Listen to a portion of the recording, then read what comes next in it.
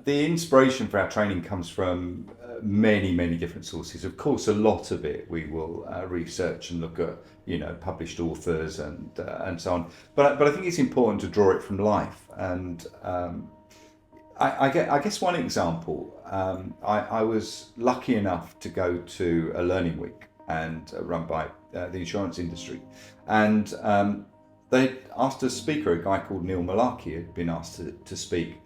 And he comes from the world of improv theatre, and he was talking about improv theatre, and he said in improv theatre everything is an offer, and I didn't know what that meant, and nor did somebody else, because they said, what do you mean by that? And he said, well, it's a mindset that you have to have in improv theatre, that everything is an offer. For example, if you're doing improv and you've shouted out and asked for the situation from the audience, and they say, look, you're in a hospital.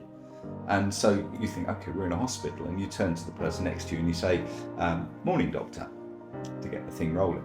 Well, you might, from that point, start to try and keep yourself safe by predicting ahead what's going to happen. And you might think, well, they're either going to say good morning doctor back to me, and in which case it's a doctor thing, or maybe they're going to act like a patient.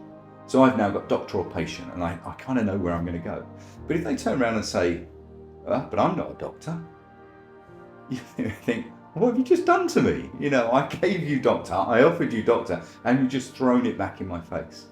But in improv, everything is an offer. So they didn't throw it back in your face. What they offered you was that you mistook them for a doctor.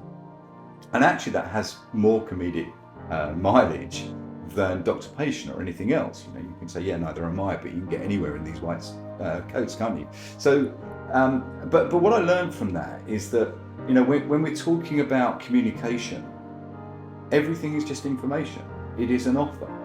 If you say something and it makes somebody angry or it makes them cry, then you've just been offered that upsets them or it angers them in some way.